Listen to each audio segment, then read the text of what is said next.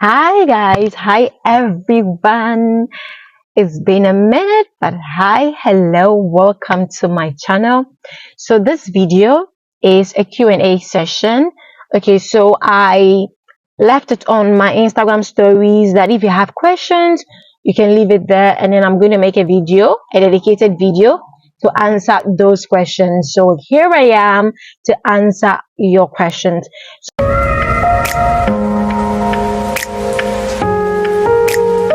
So I got loads and loads of questions, and let's get right into it. So a question from Miss Fabulous. She was like, do the course done for bachelor's degree affect the course to be done in masters in Italy? So I believe she's trying to ask that the course that she did at the bachelor's level, are there to be somewhere, are there to be linked to the course that she'll be selecting for that of masters? And yes, it is. I've seen people who probably they were into fashion, and then probably they just want to go and study computer science and all of that. And it's not enough that you want to study a program, you have interest in that.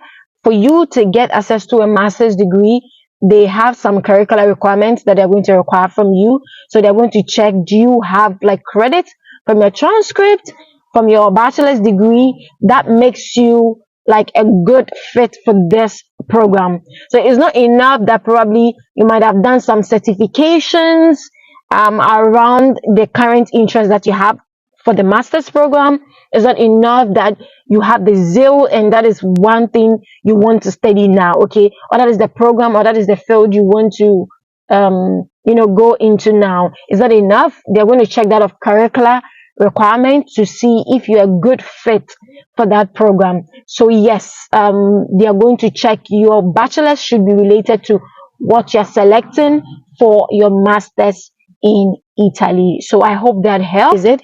The second question is, please, Palma refused to send my pre-enrollment summary. What should I do? I don't really get the question. What do you mean by refuse? When you pre-enroll, take note, it takes time. It varies from university across universities. Some university will validate your pre-enrollment within a week, others within 2 weeks. It totally varies. And then also with pre-enrollment, you always have to follow the guideline given by the university. And what do I mean by that? Some universities, even though pre-enrollment and visa can be requested till November 2025, some universities have guidelines that they've given regarding that of the request for pre-enrollment. Some have stated you should pre-enroll maybe by this deadline. Some have stated that if you pre-enroll beyond May, we cannot guarantee, that of validating your pre-enrollment. Okay, so that is one thing you have to take note of. If you've applied to several universities and then you are waiting for your university of choice, please endeavor to ensure that the university that you've gotten admission in, ensure you check the deadline that they are requesting of you to send your pre-enrollment. Okay, so I don't understand what you mean by they are refusing to send your pre-enrollment. What does that mean? Please kindly clarify in the comment section what you mean by they are refusing to send your pre-enrollment summary. Is it that it has taken longer than you expected, or what do you particularly mean by that? Okay, I have a question from M. Rosso Jr. And the question is, are there any programs other than Maichi where you can be fully sponsored for master's programs? Okay, so I think I want to clarify this in this video. So take note, scholarship application and university applications are separately done in Italy. I've seen students who reach out to me and they are like, I want to apply for scholarships in Italy, and then they have not applied for admission in any university because most of them believe, or most of them think that in applying for the MIT scholarship, the universities that you indicate, that means you are sending an application automatically into that university. But then that is not true. You are supposed to first apply to a university in Italy before you go ahead to request for a scholarship, either the MIT scholarship, the regional scholarship, or any other form of scholarships in Italy. So an example, if you are going for a university scholarship, you are supposed to apply first to the university And if you qualify or you're eligible to be given a university scholarship, you are going to be given. If the university require you to separately apply for their scholarship, then you're going to follow that procedure. And first of all, you should apply to a university in Italy. If away from university scholarship, if you're applying for a national scholarship like that of the Mighty Scholarship or that of the Invest Your Talent in Italy Scholarship, then you should have already applied to the university. You should have gotten admission or at least should have applied, and then you indicate that during your application for the national scholarship. Away from that, if you'll be applying for a regional scholarship, obviously you should have applied to a university as well to know even the regional scholarship to apply for, because you cannot apply for Lazio Disco if you don't know at least that you've applied already, or if you haven't already applied to a university in the Lazio region. So that is one thing that you should know. So please, MyC scholarship is not a program; it is a scholarship, and it is not tied to you are sending an automatic application to the university of choice. Okay. Then I have a question. Is it possible to find jobs after finishing studies and relocate for good there? Okay. So first of all, finding jobs varies in Italy. It depends on the field that you choose, what program you come and study in Italy, and all of that. So yes. The second thing is finding jobs. I want to be clear. You can find jobs in relation to the field that you studied, or in relation to something different. So just a job that you get as after studies. And I would say it's much more difficult to find a job directly related to your studies in Italy, especially if you don't study in like demanding fields like maybe that of IT and all of that. I've seen a couple of people in the field of IT and engineering who have actually gotten jobs in Italy related to their field. Okay, but then I've seen students like in the field of business and all of that not necessarily getting jobs directly related to their studies in Italy. Okay, so it varies. Can you relocate for good? Yes, obviously. If you do find a job after your studies, you are going to get you can request for that of permesso in attesa di lavoro, and then in that period you search for a job. The good thing is you can move from studies to work permit regardless of the job that you get. Okay, so yeah, from there, as a worker, you can obviously follow the pattern to becoming a permanent resident in Italy. So yes, you can remain for good.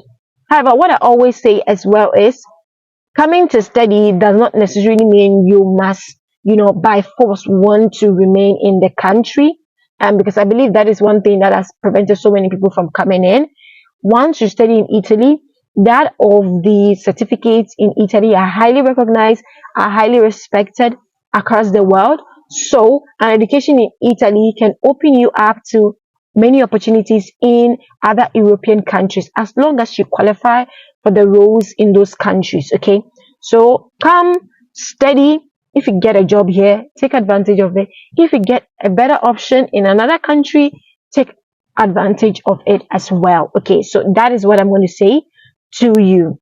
I'm just going to do the Q&A in two sections because I have so many questions from you guys. Okay, so I have a question. Is it possible to apply now and to get spot this year? Do they accept a person who doesn't speak Italian? Okay, so take note, there are several English top programs in Italy, especially at the master's level. At the bachelor's, there are a number of universities as well. But then please take note, we are in May, okay, and most programs, most universities are closed as of now to international students. So I highly advise, if you want to be considered for that of scholarships, I highly advise that you wait and apply for the next intake. Also, preparing your proof of funds for studies abroad or in Italy requires time. So take the needed time to actually start working on your proof of funds, deciding on the university that has your program that you want to apply to. And then the next intake, when it starts in October, but then October, November in most universities, then you apply to the university of your choice. Okay, when you apply early during the first call, it gives you higher chances of getting being selected, that is if you're eligible for a university scholarship, and you're able to apply for all levels of scholarships that are available in Italy. So now it's not really a good time to apply. That is what I'm going to say, but then it's entirely up to you. You can choose to apply to the universities that are currently open to international students, like that of the University of Palermo, that of Casino. You can choose to apply there if you meet the requirements. Yes. So I have a question here. Can I do film production at an affordable rate in Italy? Okay, so yes, you can. However, that of programs in this field are offered by AFAM institutions. Okay, you can get a few of them in the universities, but then they're mainly offered by the AFAM institutions. So I highly, advise that you check my video on AFAM institution in Italy. Get, fair understanding of what these institutions are about. If you're entering into the field of music, the field of dance and all of that, those programs are highly offered at the AFAM institutions in Italy. These institutions are also featured on different forms of scholarships. However, their tuition fees varies, so take your time to find out more. When you go onto University Italy and then you put your program of choice, obviously it's going to indicate to you if that program is offered in a university or in an AFAM institution. So I would advise you start from University Italy, and then yes, you can study that program here.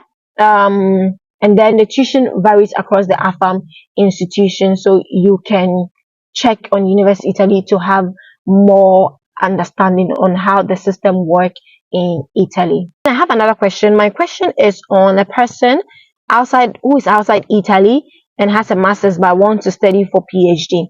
Okay, so for PhD studies, take note that some universities currently the applications are open. Okay, the PhD cycle doesn't follow that of the master's and bachelor's degree cycle.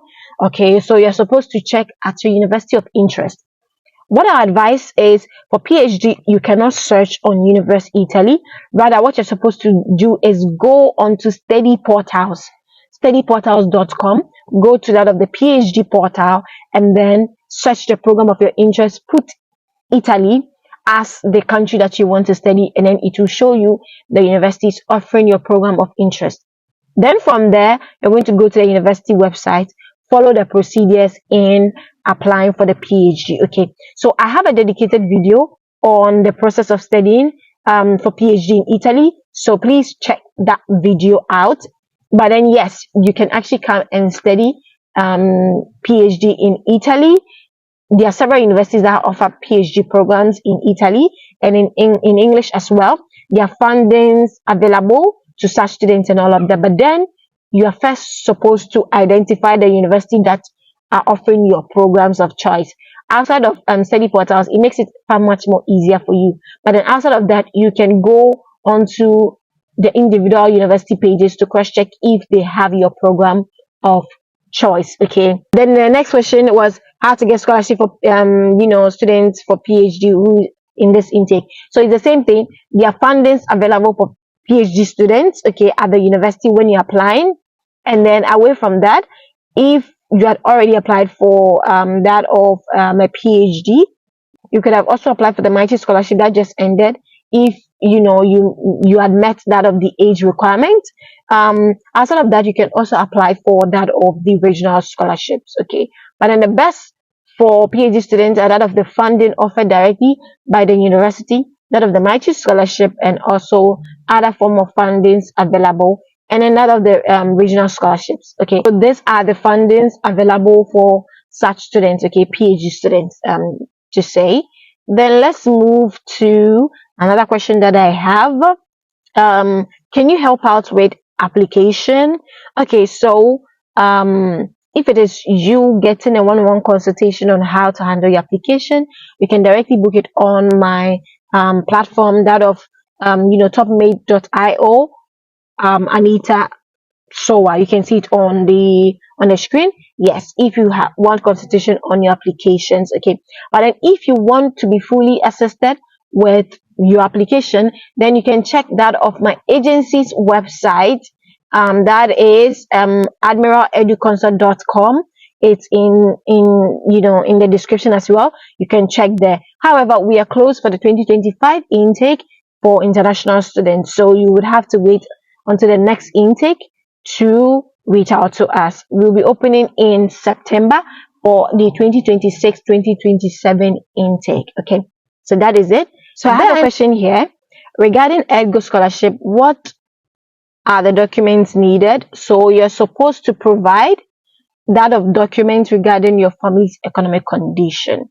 So that of incomes that you earned for last year 2024. Also that of the composition of your family, any properties that you own. You're also supposed to indicate that. Any immovable assets as well, you're also supposed to indicate that. So these are the documents that are required for the Ergo scholarship. You're going to bring those documents to the CAF office. Okay, you're going to transmit it to a CAF office that is affiliated to Ergo, and then they are going to calculate the ISEU for you. Okay, so when they calculate the ISEU for you, okay, when they calculate the ISEU for you, it's going to indicate that of the level that you fall within, the category that you fall within, and that is what the that is what the Ergo board is going to use in deciding what benefits you're going to get. Okay, so someone is asking, I want to pursue my master's in Italy, but I don't know the procedure of scholarship. So first of all, it doesn't start with scholarship. You are first of all supposed to apply for admission. I've already spoken about that. You first need admission before you can apply for scholarships if you are eligible for those scholarships. Okay, so yes. Then I have another question here. How do I get a scholarship? What is more important, my statement of purpose or my credentials? For you to get a scholarship, you first of all need to meet the eligibility criteria. That's the first thing. Okay, and then that of your statement, it depends on the kind of scholarship you're going for, because an example, regional scholarship, you don't need statement of purpose. If you're going for the regional, that of the national scholarships, obviously yes, your statement of purpose will matter. And then obviously outside of that, that of your grades also really matter. And then how aligned the masters or the program that you have chosen is to your bachelor's, and more so how you can convince them that the knowledge that you're going to learn or you're going to get from your studies, you'll be using it to improve your home country. So these are very important. And then do you have info on PhD opportunities for someone with IT background? Just like I mentioned, go onto study portals and search for universities offering PhD programs in your field. I have a question here. Is it possible to use an unpaid flight reservation for study application? Yes, it's possible. It's possible for you to, use an unpaid flight reservation for your visa application. It depends on when you are, when you booked that reservation, and then also when you are sending that off your visa application. So yes, it's really possible. Then let's move on to the next question. Okay, how do I update my details in the Mighty portal for renewal now that I'm already here? Okay, so first of all, for that of the renewal, just send the application, indicate that of the credit, because for you to renew, you need to have the needed credit. So indicate that of the needed credit, upload the document that shows the credits that you already have, input all of the details that you have. For that of updating your details, you have to go to the profile section to update your details. However, as of now, the scholarship has closed. Okay, the scholarship has closed, so just send the application. For that of the update, you can reach out to the Mighty people, and then they can do the updates directly from their end. Okay, that's what someone is asking. Smith Tobe is asking, can we apply to schools without authenticated or legalized documents? Yes, at the application stage, it's not compulsory for you to have your documents authenticated or legalized. But then if you're coming from Nigeria, I highly advise that you actually start your authentication process as soon as possible. If you'll be applying during the next intake, please start working on your authentication and legalization as of now. Even if you have to pay for it, pay for them at the embassy so that you have those documents with you early enough. Okay, if you are in this intake and are coming from Nigeria as well, you should, like, be checking the site to get booking and book a slot for legalization, and that of DOV at the Italian embassy. Then I have another question here, still asking about documents required for visa application as a prospective MS student. Okay, so the documents for visa application varies across embassies, okay, because one particular document will vary from one embassy to the other because it depends on which country you're coming from. But in the general documents required for someone coming to study in Italy, you need to have filled that of the request, okay, that of the visa application, the form, you should have filled it. You should have that of your educational documents with you. Then the person that will be sponsoring you, you need that person's bank statement, their employment letter, or that of that of their business registration certificate. Then outside of that, you also need that of a flight booking. You also need that of an insurance in Italy, and then an accommodation. You need your passport, and then you also need to indicate that of your legalized and GOV. You also have to add it to it. Okay, so these are generally the documents that are required for visa application. But in this year, I'm not seeing the updated list of documents at the various embassies. Okay, so once that is out, I'm not seeing that on the Ghanaian embassy's portal. So once they are updated, there's an updated list for this intake, I'm going to make a specific video for that. But then generally, these are the documents that are required regardless of which country you are coming from. Okay, some countries have additional documents that they ask. That is why I'm saying that it varies across embassies. I have another question here. Okay, and then the person is asking, how much will it cost for master study program in Italy? Is it with dependents? So please take note. I'm going to let you know it is not possible for you to move with your family. Okay, it's not possible for you to move to study in Italy with your dependent. It is not possible for you to do that. So please take note of that. Okay, what is the first step if I want to apply for university in Italy from Nigeria? First of all, you have to look at universities. You have to go onto University Italy to search for universities that are offering a program of interest. And then from there, you go onto their portal, look at the requirements, and apply to the university. So that is the first step. And then regarding the previous question on the cost varies. Okay, so it depends on the university you're applying to.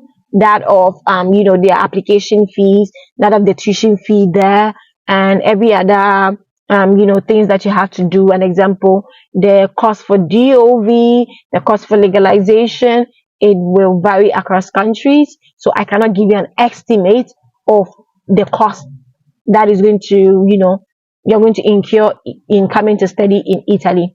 The only cost I can talk about has to do with an example that of the amount that will be required for proof of funds, which this year is 7,000. So yes, if you're going to a university whose tuition is like €1,000, then you add it to that, is going to be how much? That of 8,000. The 7,000 is per year though, so take note of that. And then other costs as well. An example that of how will I say it? An example that of the cost for the process for the visa, also that of the cost for sending application itself, paying application fees and all of that. Yes, so that is it with the first part of the Q&A. I'm going to make a different video where I answer the other sets of the questions that I received. Okay, so I hope this video helped you. If you have any questions, you can leave it in the comment section.